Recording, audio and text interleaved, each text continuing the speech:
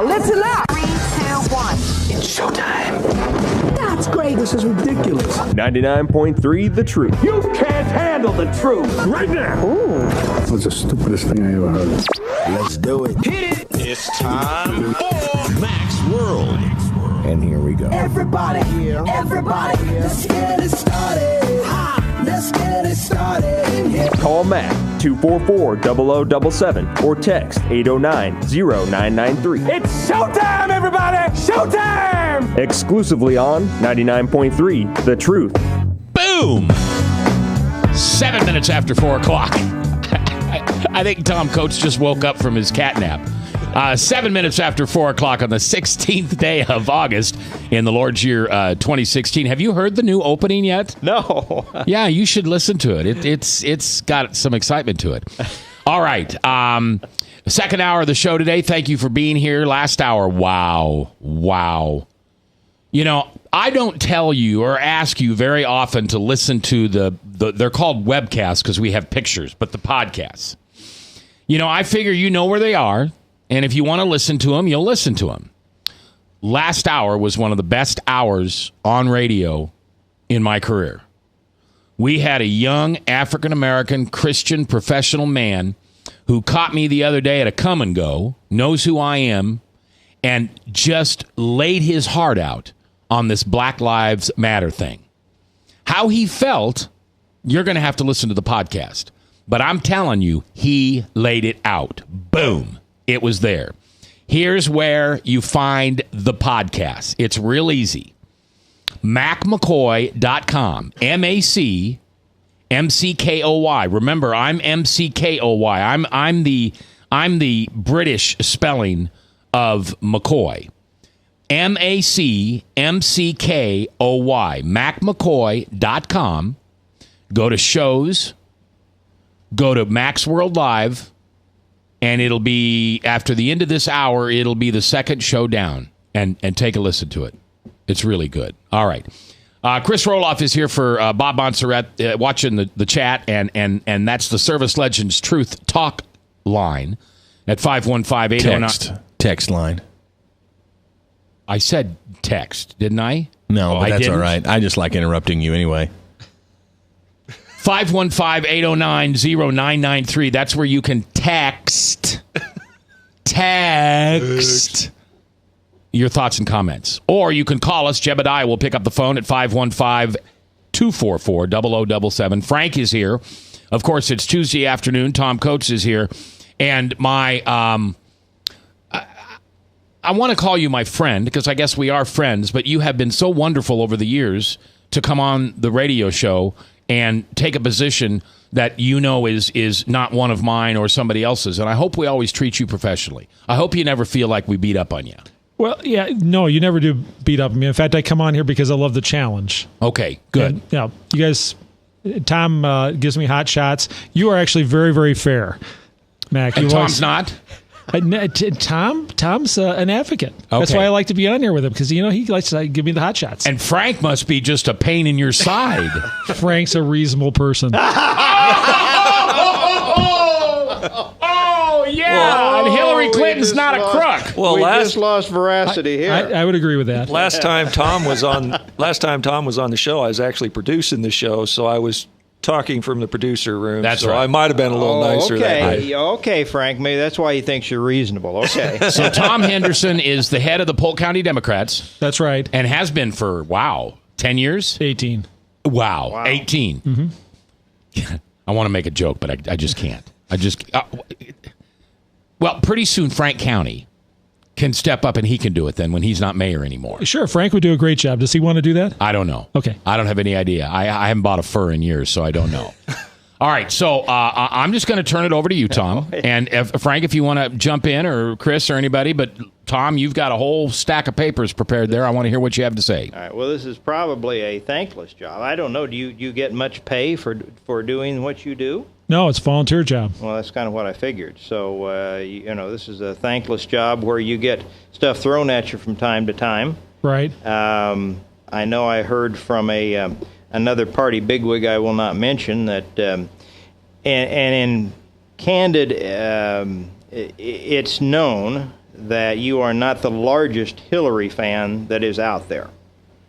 That, in fact, there's probably been a little brickbat thrown at you from time to time because you haven't been as big a Hillary advocate as they might like for you to be. Well, I supported O'Malley in the caucuses, but I think the party's kind of unified behind Hillary now. I don't notice there's any big problems right now. I think we're pretty good. I did hear that. Again, I'll mention to you off the air, but it doesn't really matter. But I think it's known that you weren't a big supporter of Hillary, and I appreciated that. At this point, people have come to me, Tom, and they've said, well, I suppose Donald Trump was your first pick. I said, no, he wasn't. But at this point, just like you're saying, it's coming down to essentially two choices. Now, there are going to be some independents. You've got the Libertarian candidate and you've got the Green Party candidate that are likely to attract more votes this time than normal. I would suspect there'll be a lot more people looking to vote for those two. So the independents will play a larger role this time around because of the high negatives of both of those candidates.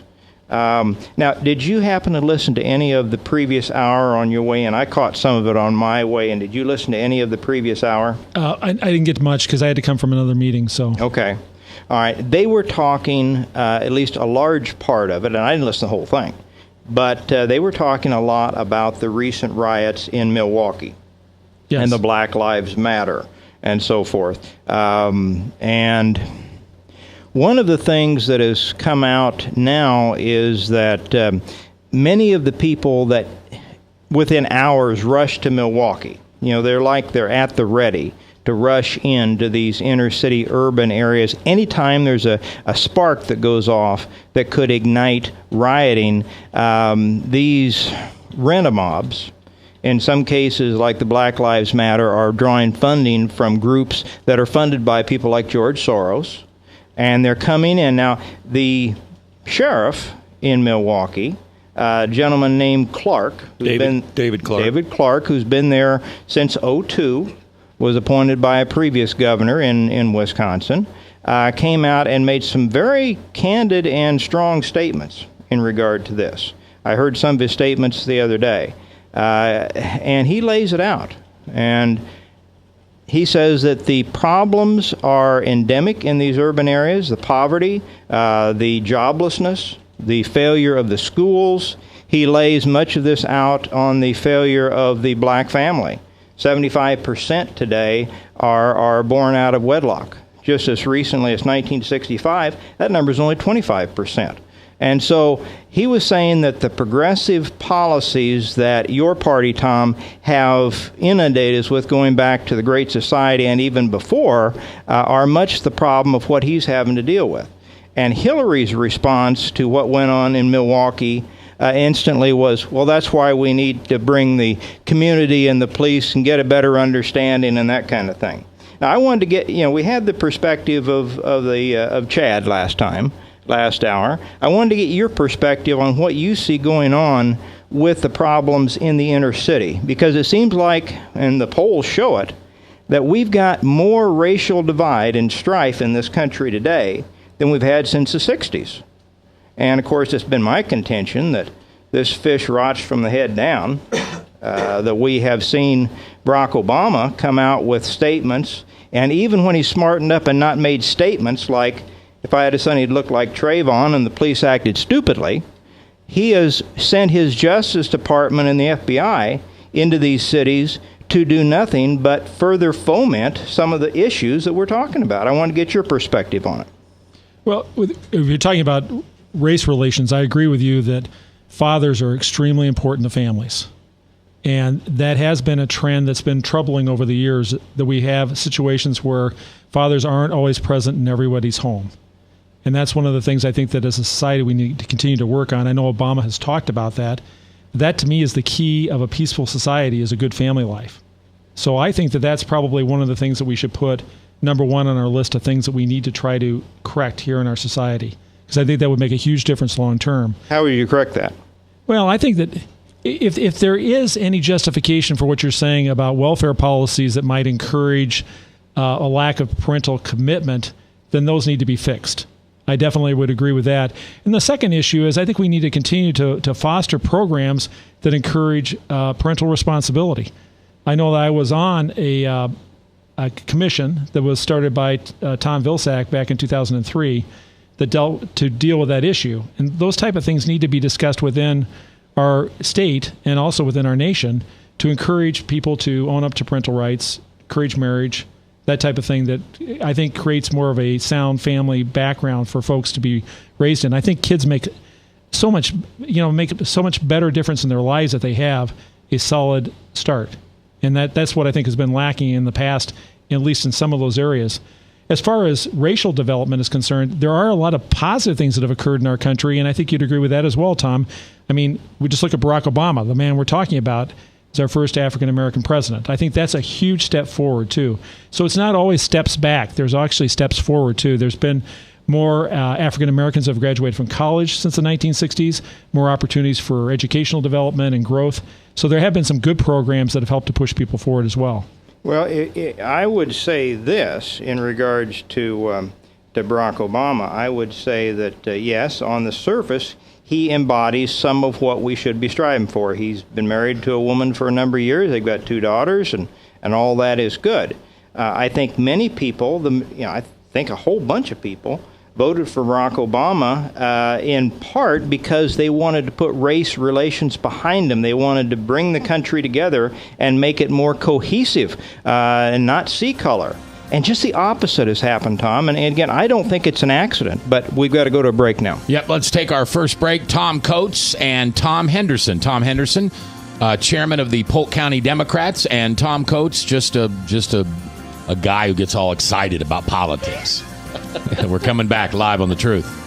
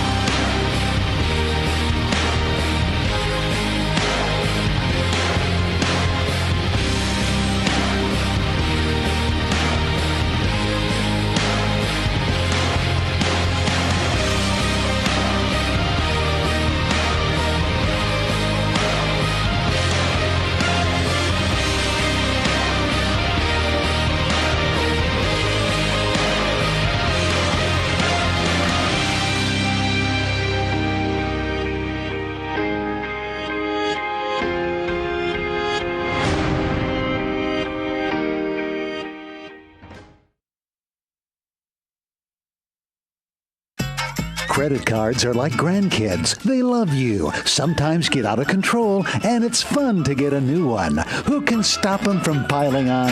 Hi, I'm Tom Coates with Consumer Credit of Des Moines. At the end of the day, you can return the grandkids, but you're stuck paying off bad credit card debt. We'll help you put the fun back into using credit cards responsibly. Right, kids? Yeah! If you need help getting credit cards off your back, call Consumer Credit of Des Moines. Hi, my name is David Burrier, your Hope Coach. I host a live weekly talk show called I've Been There every Thursday afternoon at 5:30, right here on webcast1live.com, and on my weekly radio program Saturday mornings at 10 on Truth Network 99.3 FM. I interview common everyday people who have survived incredible life challenges and who testify to God's faithfulness in the midst of their storms. So join me as we bring a message of hope and encouragement. Everybody needs hope. I know, because I've been there. Hey everybody, I brought Northern Lights Pizza! And it's got Graziano sausage!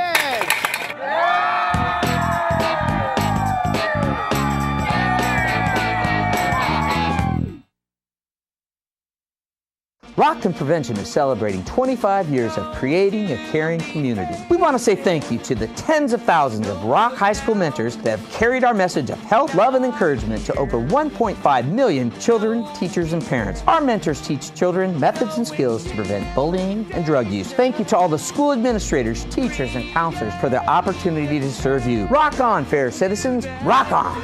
This is Pat McManus for Rock and Prevention, the Richard O. Jacobson Foundation, and this station. From the RE/MAX Real Estate Concept Studios, this is Webcast One Live. From the RE/MAX Real Estate Concept Studios, this is Webcast One Live. 21 minutes after 4 o'clock, 4:21 in the afternoon. It's the 16th day of August in the Lord's year 2016. Remember, if you've got a 401k and you've rolled it over in the last 2 years, 75% of the people that roll over their 401ks to new companies never take a look at it in the first 24 months. During that time, you can have fees added, you can have percentage rates change, all kinds of things without you knowing it. The folks at Weiss Merkel Financial will take a look at your 401k for nothing. They want to earn your business. They'll do that, no strings attached. If they put any strings on it, you let me know, because I know they won't. Call James now. Give him a call. Weiss Merkel, 278-4110, and check out your 401k. Tom Coates is in the house along with Tom Henderson. Tom Henderson has been the chairman of the Polk County Democrats for 18 years. And we're talking a little politics. Go ahead there, Tommy boy. Oh, you got a question? Frank's got a question. Tom, I just want to say, you're really a personable guy. I mean, you're really a likable guy, and it's just too bad we can't get you over in the Republican Party and fight for us instead of fighting for the Democrats. But a lot has been made about the emails lately. Potentially these hacked emails. Now, this cuts across a couple of fibs that I think people are perpetrating out there. That, number one, her system wasn't hacked, because clearly now I think it's been shown that it was hacked. But is there any email that could be divulged here between now and the election day that would cause you to jump off the Hillary bandwagon and just say that's too much? For example, an email comes out, a direct email between her and Chris Stevens, because she said under oath before Congress there was that Chris Stevens did not have her cell phone number, her fax number, or any kind of communication that they could communicate directly. If that email come out that there was direct communication, or if there's a communication between her and Obama, because the day after the IG report, she made the kind of alleged threat that, hey, I'm not the only one. There was people on the other end receiving these emails, pointing that it might be the State Department or the White House that was receiving these emails. If there's some direct communication between Obama and her on these emails, would that cause you a serious red flags and a jump off the Hillary bandwagon? Because obviously then that would definitely put her in the problem of perjury. Who knows what's going to happen in the future? I mean, I can't speculate as to what kind of news item might happen. Let me ask you that question back to you. Is there something that would cause you to jump off the Trump bandwagon? Like, for instance, he had wrongfully denied payment to a number of workers or companies that had worked for him in the past in building his casino industry. I mean, is that going to make a difference to you? Because you're someone who's very fair, too. And I think you've always assumed that if someone gives you a fair day's labor, they should get paid. And if he denied them some type of payment for a job they did, would that be sufficient for you? The only slack that I will cut Donald Trump is he has been a businessman, and he has had to grease both sides of the aisle and grease the skids on both sides of the aisle to get things done. That's the slack that I will cut Trump. He's not been a career politician. But I've got a career politician in Hillary that has just come up before Congress and in my opinion, told bald-faced lies. And I'm just saying if the actual smoking gun comes out, because I think there's folks like Elijah Cummings that would say if there was a dead body on the ground, Hillary had a gun, and blood was splattered on her pantsuit, Elijah Cummings would say, what gun, what body, what blood, and does this don't tie back to the White House? Well, but Trump's already said that if he did that same thing in front of a group of people in Madison, in downtown New York, that he would never be convicted either. So, I mean, it cuts both ways. I think what right now we have a situation where we have two candidates. They have achieved greatness in a lot of respects, and they probably have erred greatly. And that's true of almost everybody we've ever had running for president. And eventually the voters have to pick between those two. They're not perfect. Neither one of them is perfect. But they've also achieved great things. And I'll give Trump credit for achieving a great business empire. We can argue about how big it was, but it's still great. And if you look at Hillary Clinton's resume as someone who's been involved in government for a number of years, her resume is actually fairly impressive. Even though you may not like it, it's still an impressive resume. Both of them have been nominated by their parties as people qualified to leave our country, and now we have to make a decision between those two. On the subject of the emails, Tom, let me, that was a hypothetical, and I appreciate you not wanting to answer it. I'm not sure I would want to answer a hypothetical what if. But there are some things that have come to light just recently. Through the Freedom of Information Act, the Judicial Watch, and the Citizens United, were able to collect 44 emails from Ahuma, Weiner, and Mills. And in those, it showed a pay-for-play attitude within the State Department, which I've always speculated was the reason that those 30,000 emails ended up being torched and the FBI could not find them. Well, the 44 are kind of a tip of an iceberg that maybe WikiLeaks will release. But in those 44, it demonstrated that, well, here's one in particular. A UBS, a major European bank, donated $600,000 to the Clinton Foundation and paid Bill Clinton $1.5 million for speeches. In return, the Secretary of State, then Hillary Clinton, intervened on the bank's behalf in a dispute with the IRS. And, of course, that's just one issue. But this is coming to light that this is the real reason why. It wasn't the fact that she had a lot of yoga emails, and there were a lot of emails with Chelsea's wedding, and that's why almost half the emails ended up getting deleted, but it actually showed a preponderance of willingness to do things. And she was told before that you cannot use the State Department for your own personal stalking horse to generate speaking fees and donations. And yet, I watched recently something on the internet called Clinton Cash. It chronicled a lot of things, including the way that millions of dollars of donations eventually got the Soviet Union 20% of our uranium in this country through the source of the billionaire up in Canada. Now, I don't want to make you and I talked at length about one of her early scandals, and that was the cattle futures trading. But I think that sets the template, a willingness to do almost anything for personal fortunes and the ability to generate large. I mean, $100,000 was money back in the 80s, Tom, but they wouldn't bother to bend over and pick that up anymore. We're talking about hundreds of millions of dollars to this Clinton Foundation, which reports go back and forth saying that the FBI is not, they are not. One last report says that they had a special investigator looking into the Clinton Foundation to demonstrate that they have been engaged in nefarious activities.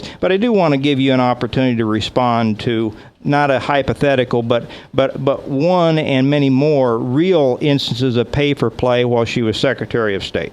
All right, with regard to pay for play, I still haven't seen anything come out of the Justice Department or the FBI with regard to any of these allegations. And I know that those are always out there, and there's lots of noise about it, but there's no truth to it. And, Clinton set up a foundation to try to do some good things around the world, and he did that before Hillary Clinton ever became Secretary of State. And that has actually done a lot of good things, I think, in a lot of areas which really needed help, especially Africa. So he's been involved. Well, what percentage of the money that goes to the Clinton Foundation actually goes to the charity that they talk about? Do you know what that percentage is, Tom? No, I don't. I haven't looked at the audits. It's 20 to no more than 30%.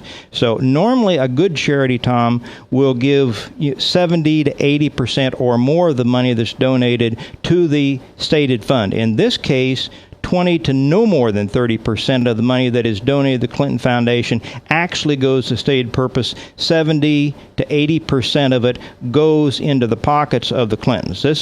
To me, this is nothing more than a sham operation to enrich the Clintons. Chelsea's paid almost $1 million a year for whatever little she does for the foundation. Your thoughts on that? All right, I wanted to stick with Hillary Clinton and her ability to be President of the United States. When she has served as a United States Senator and also Secretary of State, her job approval rating has been extremely high, and she has been extremely accomplished in that area.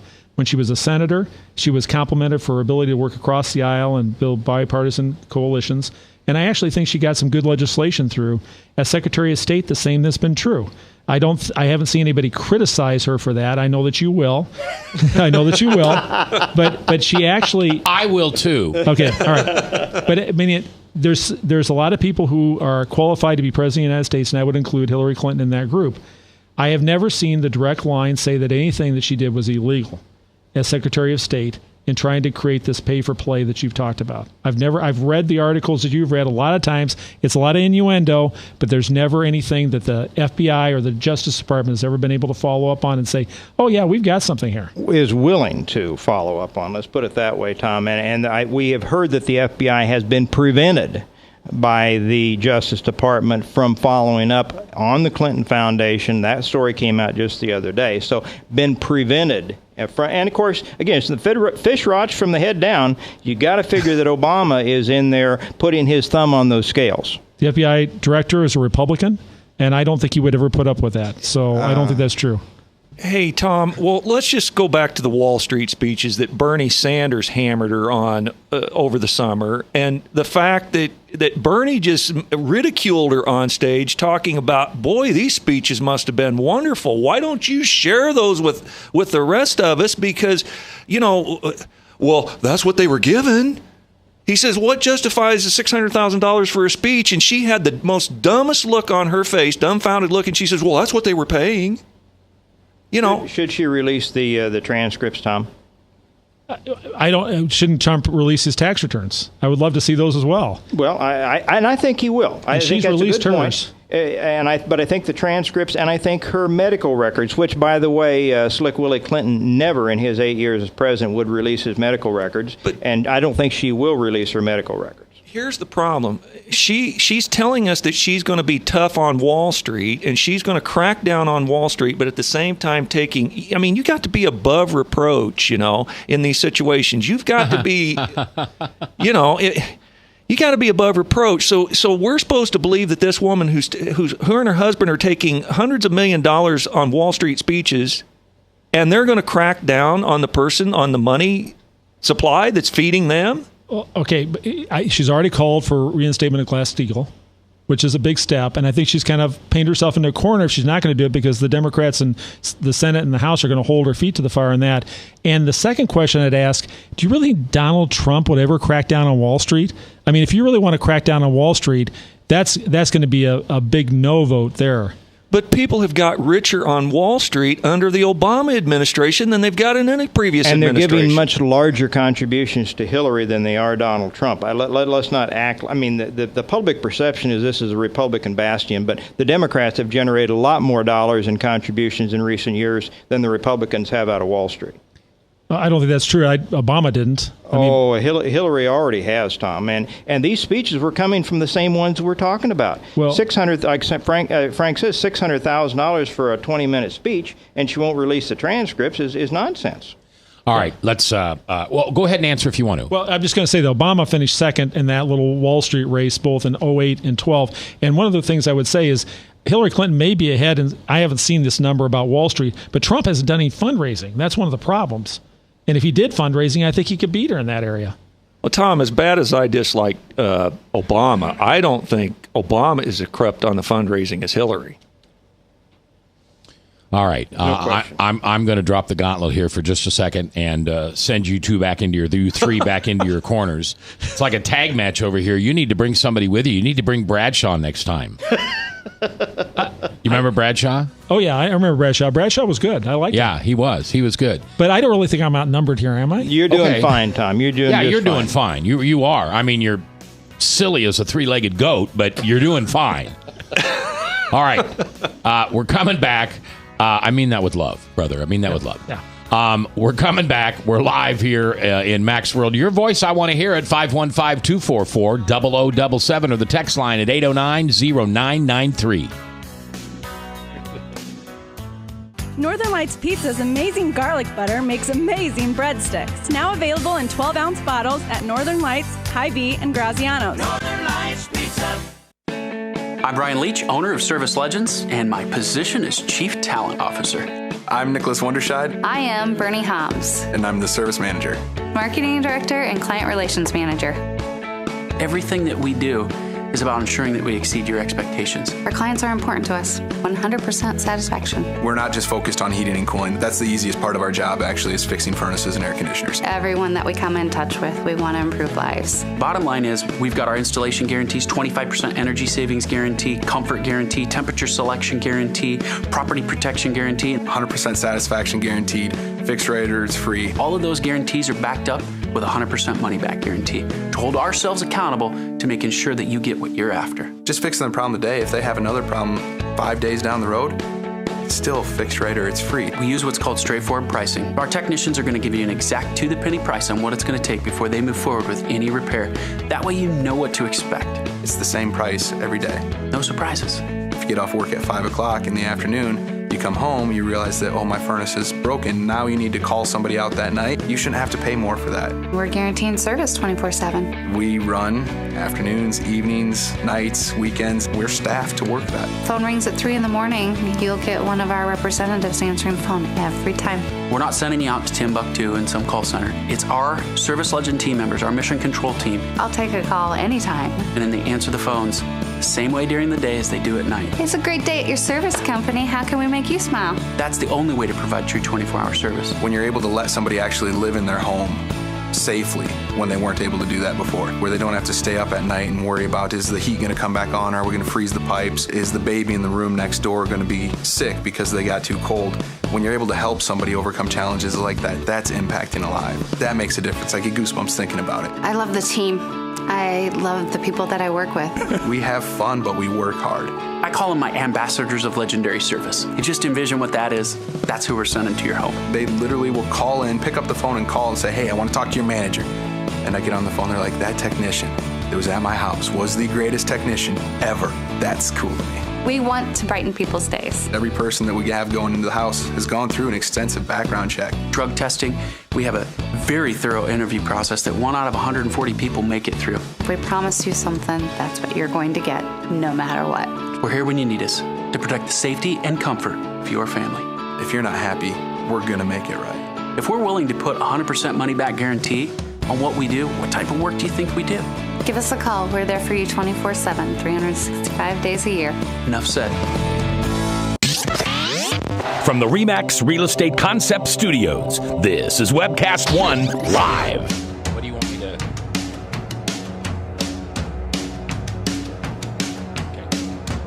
4:38, 22 minutes before the top of the hour, Salem Radio Network News, and then Hank, the Bible Answer Man, at 1-888-HANK. If you'd like to comment or talk to the show today, you're welcome to do that at 515-244-00. Excuse me.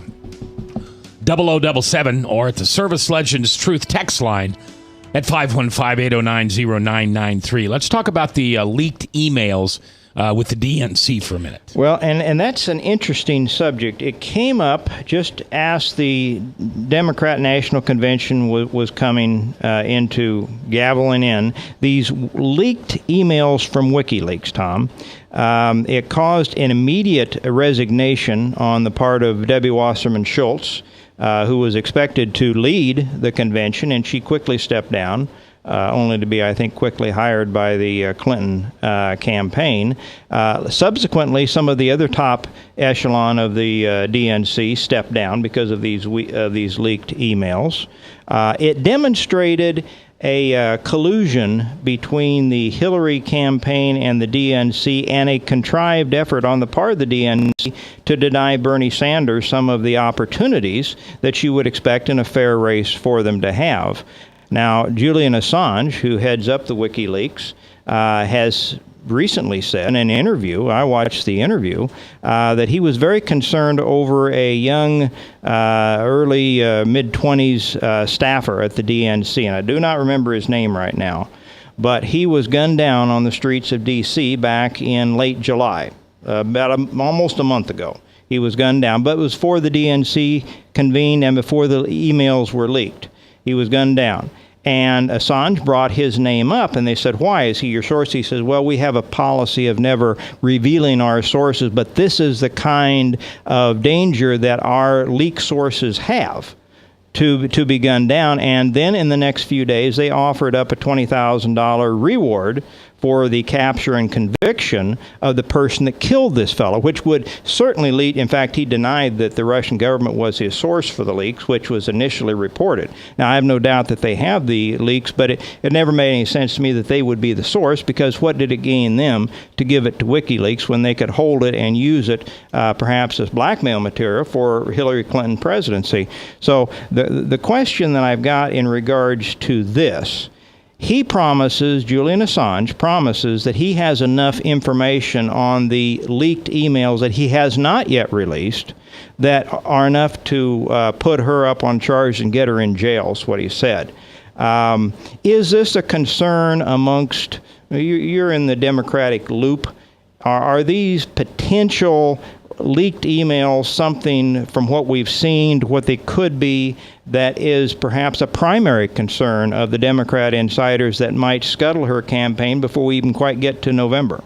Are we talking about Debbie Wasserman Schultz, or who are we talking about, Hillary Clinton? Well, I gave you some background on the impact of WikiLeaks and their leaked emails, how it caused Schultz to step out, how they rigged the deck against Bernie Sanders. You can talk about the rigging of the deck against Bernie Sanders, but my overriding question is, how much concern is there within the ranks of the Democrat Party that Assange is not blowing smoke, that he has that smoking gun, and that he'll release it for an October surprise? Well, here's the thing that would cause me to have pause as a United States citizen. I'm a little bothered that Russia's decided to invade a political party's emails. And I think it was done to influence the election. I think it was done to help Trump. But I think parties are entitled to have private email conversations without a foreign power coming in and spreading those all over the country. Now, with regard to the DNC, they needed to stay neutral. And that's what we've done in the state and local parties here, too. I know the Bernie Sanders people were justified in their concern that maybe they weren't neutral. But I'd also say to you, Tom, I really don't think that made a big difference in the election. I think Bernie Sanders still ran a strong campaign that was as strong even without the DNC being in his corner. And I'll give you an example. Trump's the nominee of the Republican Party, and I don't think the National Republican Party was in favor of his nomination. So I don't think a party necessarily always stops a nomination. Well, I agree with you, but let me step back for just a second. Do I have just a second? Go ahead. The initial report that Russia was the source for those leaked emails, the government of Russia, Assange essentially discounted. He said, no, they weren't. And he pointed at this young man who was a staffer for the DNC, who presumably may well have felt these things going on within the organization I'm working for are not fair. And he was the leak, which is why they subsequently offered a reward. And so the idea that Russia has them, I agree with. They very likely have them, and there may have been footprints, but they were not the source of that leak, because it made no sense for them to be the source of the leaked emails. I would tell you that they would prefer Hillary because they already own her lock, stock, and barrel, and that they would have enough blackmail material that they could get what they wanted. They don't have that on Trump. I think they prefer Trump. Trump wants to have a friendly relationship with Russia. I think he's obviously a natural fit there, and he's had lots of contact with Putin in the past. So I don't think that's true. I think Russia would much rather have Trump as president. You know, this is like watching a college debate, an Ivy League college debate. You two are so nice to each other. Can't you just look at Coates and say, listen, you little shrimp. You'd have no idea what you're talking about. You're reading all the narratives, and don't try to tell me, because I'm a big, fancy, big-time lawyer, and you can't outsmart me. That's what he tells me off the air, Mac. I see. You've got Tom Henderson on one side, Tom Coates on the other. Tom Henderson is the head of the Democratic Party here in Polk County, has been for 18 years. Tom Coates, an activist, a rebel with a cause. And Frank, you've got a question or comment? Was there any validity to Bernie Sanders being in the Democratic as a Democratic primary candidate anyway? I mean, he's supposedly a registered socialist. Was that part of the problem right from the get-go, that they wasn't going to support him, or were they just tilting it towards Hillary all along? No, I don't think so. I think that the DNC, I mean, I've read the emails, and the DNC showed a little bias in the emails, but it wasn't dramatic, and I don't really think they did anything other than limit the number of debates. I think that's the one place where they did have an impact. Or put them on a late Saturday night or something where nobody would watch them. You could argue that on timing if you want to as well. But I don't think that made a huge difference. Bernie Sanders was entitled to run as a Democrat, in the primary system, just like Donald Trump, who's been a Democrat and a Republican, ran in the Republican Party. Or Ronald Reagan, the person I think is probably a hero to everybody in this room except for me, was someone who was a Democrat at one time and changed parties. It's not unusual in our democracy to see that occur. I agree with that. Can I change the subject completely? Yes, please. Seriously, wouldn't you agree that Obamacare or the American Medical Act or whatever it is a failure? We have insurance companies going out of business. We have people, doctors. I mean, you have to know doctors and nurses in your field. And I've never met a doctor or a nurse that says anything nice about what that's doing to our industry. It failed. Not necessarily. I've heard a lot of people who like a number of aspects of it, like the insurability factors that allow your children to stay within the program until they're 25 or 26 years old. The no preconditions that allow people to get treatment who may have had a pre-existing condition who we as a society really should be taking care of. You know, they shouldn't be allowed to die because they can't afford medical treatment. There's some really good aspects of that. There's always free medical treatment at Broadlawns. Everybody has public hospitals where you can go if something's wrong. Nobody gets turned away at hospitals. Your rates had to what, 50% up since it got in there?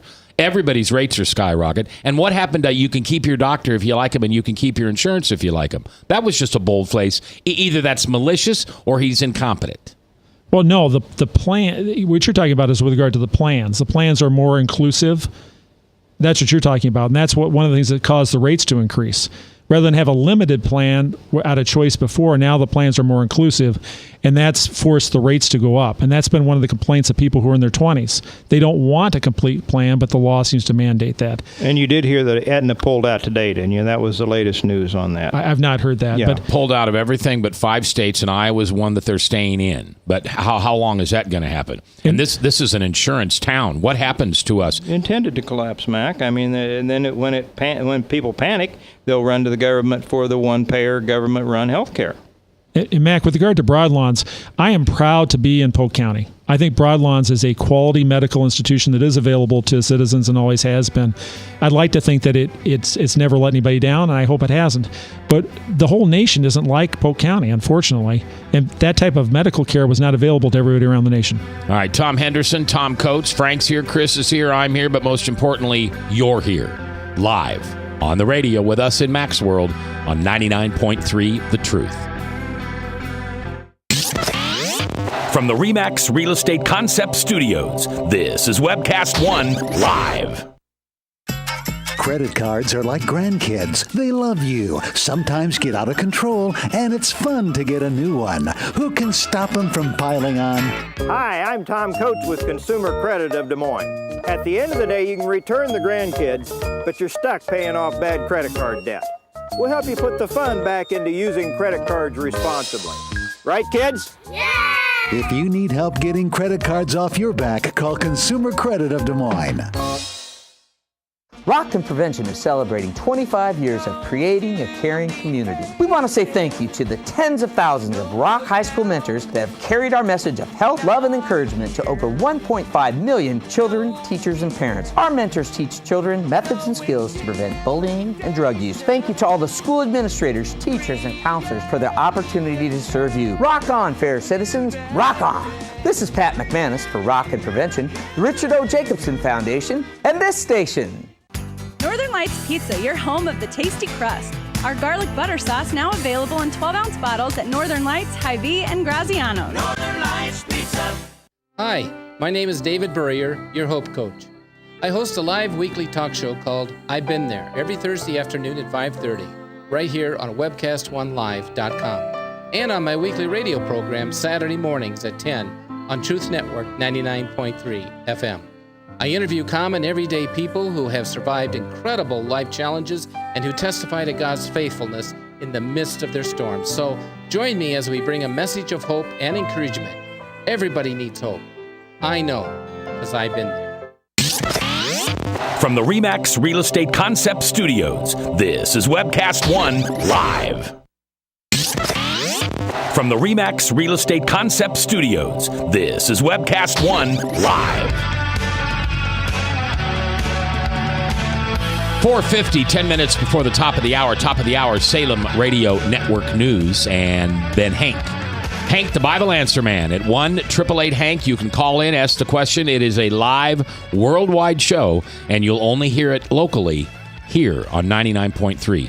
Tom Henderson, Tom Coates has been firing questions at you all afternoon. I want to give you a few minutes to ask him some questions. And I'm sorry I didn't stop him earlier. He's just like a mad hare. You know, he's like a feral cat. You know, you get him outside in the heat, he just runs and runs and runs.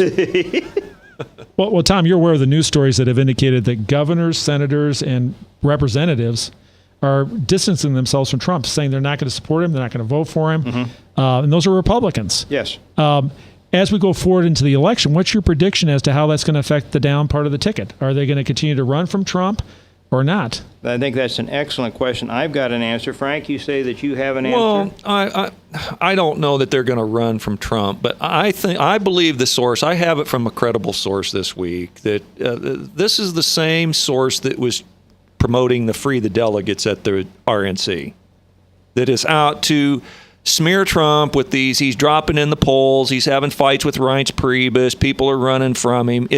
I don't believe it's the truth, and I don't believe these polls. In fact, I read something on the internet this week that suggests that the polls are lying. I mean, Pat Goodell, one of your team, says that Hillary is hemorrhaging support among blue-collar, white working class of the Democratic persuasion, because they just do not believe that they have been so burnt by these trade deals, and they are for anybody that's going to stand up against the unfair trade agreements that we've entered into this country. So I would suggest that these people that are trying to torpedo Trump is actually this season more the Republicans than it is the Democrats. And I think it's a minority of these people that just can't get over the fact that they lost and they can't move on from it. Steve Deace being one of those people.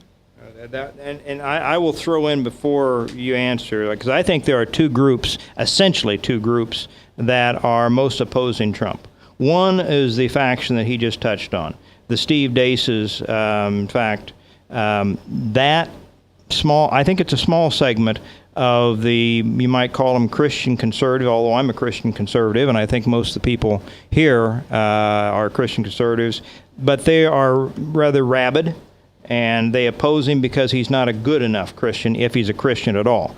The other section, I think, Tom, and we've already touched on that with your party, I think the establishment Republicans, those that feel threatened by an outsider, just as they would have felt threatened with a Bernie Sanders, an outsider, and I like the idea of taking the banks back to where they were with that, and I hope that either party does that, because we need to reinstate that law that you were referring to earlier. But the establishment Republicans feel threatened, and so they are doing everything they can to unseat him. Now, that's my thought, kind of dovetails with Frank's. You want to have any back comment on that? Well, I mean, it's interesting that you've given that response, but I'm not certain as to whether you're telling me the polling's inaccurate. I do agree that Hillary Clinton's one soft area has been in the working class white male voter, and that's been shown in the polling. But the rest of the polling all indicates that she's doing well in almost every other demographic group, most recently with young people, millennials.